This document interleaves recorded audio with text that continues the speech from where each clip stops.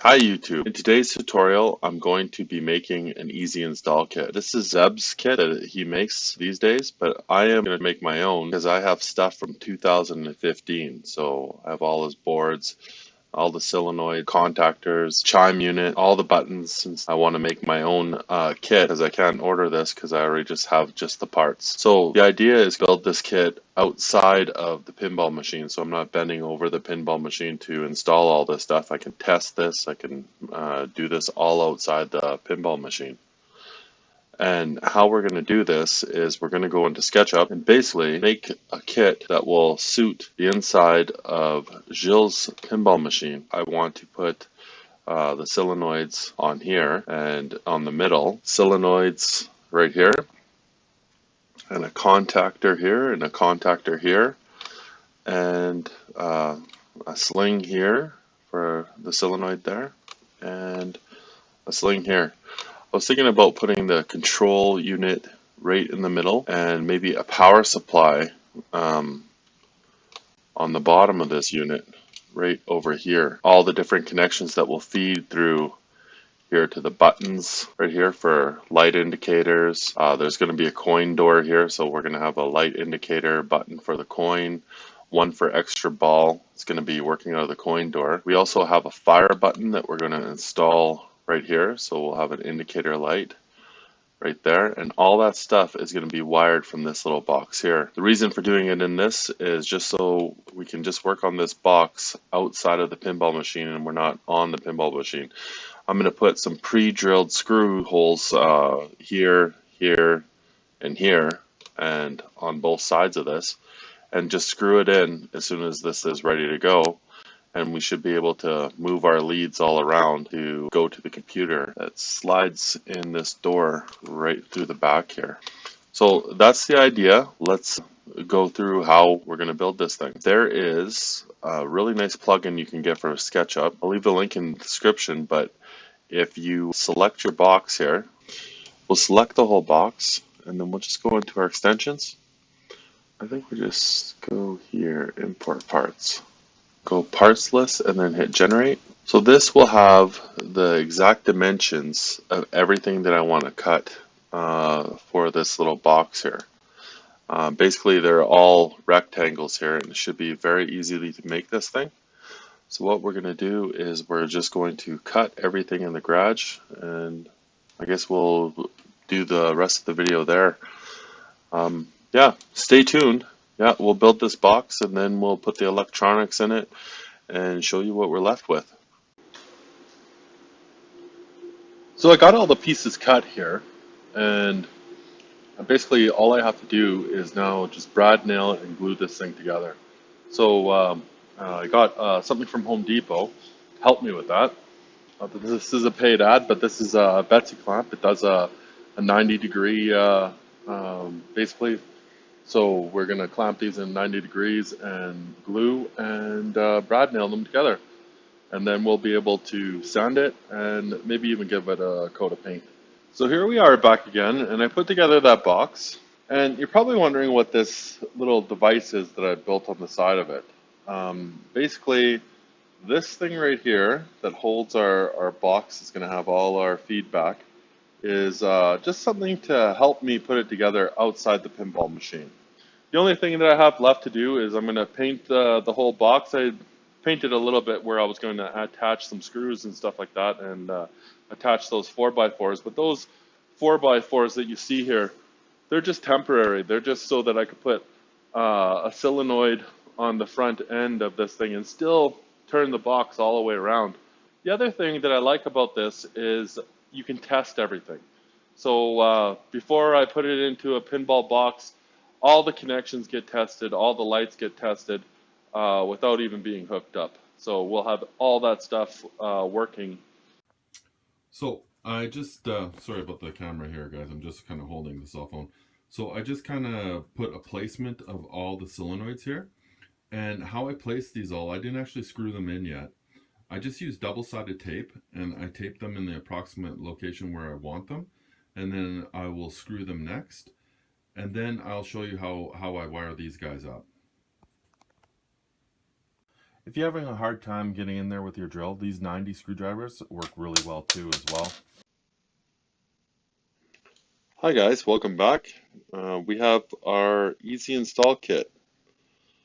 Gotta tell you, this easy install kit took me a long time to wire up. Days, in fact. I came back to it and wired it bit by bit. All told, I'd say about 20 hours of work on this guy. Tell you the truth, for my money, I think I would just buy the easy install kit from Zeb. It was fun. I mean, I did get some satisfaction out of this, but at the same time, satisfaction versus the dollar and how quickly I can have this done for myself, I think I'd just order it next time. If it wasn't me doing this for a buddy, Jill, yeah, if I wasn't doing this for Jill, I definitely would have just purchased the thing all done, type of thing. I've had one of his kits before, one of the easy install kits, and I got to tell you, it was a half an hour to install in the virtual pinball machine, and that was it. Anyway, let's go over some of the wiring, how I did it. Basically, right here, you see a power lead that goes off that screw into a quick connect right here. You can see the diode with the little line here, the line on the diode. It's actually going into the power, and then right here it goes into the negative line back. And that one's just attached to the wall, and that one's just attached right there. It all travels back, and it will go into Zeb's boards, into the appropriate. His wiring diagram was really good, so it was easy to follow. It was just that I was slow and stupid as shit, and getting this done was, yeah, took me a long time. Anyway, so I think we got a pretty good looking thing here, though. It looks really good. We got our chime unit here. We got a couple contactors. We got solenoids here as well. You can kind of think that this is overkill right here, but what the idea is behind the 4 solenoids for the flippers being at the front where they are. Basically, what I want to do is I want to see what sounds better. What just sounds better. I'll put that on video for you guys so you guys can see a future video of that. But I might choose to go with both, because you can actually do that in DOF config. You can put both of them and put them as a combo and shoot both of them, and just maybe the noise is just so much better, or maybe it's just the Ford solenoid that's better, or maybe it's the contactor that's better. We don't know yet. We're gonna give it a try and see. I do know I like the way that the Ford solenoids sound, so they're the bulk of the unit, but some people say that contactors are better for flipper buttons. We're going to find out. The back of the unit here has all my leads going to all the different hookup buttons. So we have one here, for instance. This would be a fire button. We have a coin button. And don't worry, I know this looks like a rat's nest, guys, but it's going to be very nice. It's going to all be in the cabinet, nice and hidden. And these are just going to be trimmed to length as soon as I get them to their appropriate connections, right? So we got the coin button there. We got the extra ball button there. We have undercarriage lighting. We have lighting for the bar, or power for the power bar. And we basically got everything. It's an organized mess here. You're just going to have to bear with me. There's beacon lights. There's a fan that's going to be a toy that's installed on this. What else? Oh, to power this thing, we got a 750 watt power supply, just nice and cheap one. I think it was an $80 power supply for 750 watts or whatever. So it powers up the boards really nice. Everything's been tested and everything works outside of the machine. The advantages of doing this outside the pinball machine on this little cradle that we built really help. I'm sure this will save me time in the long run to have done it this way. Definitely something you could look into if you're going to do this yourself. But again, for my money is for the next virtual pinball machine that I'm going to make, and I'm going to make the next one for myself. I'm just going to buy the kit.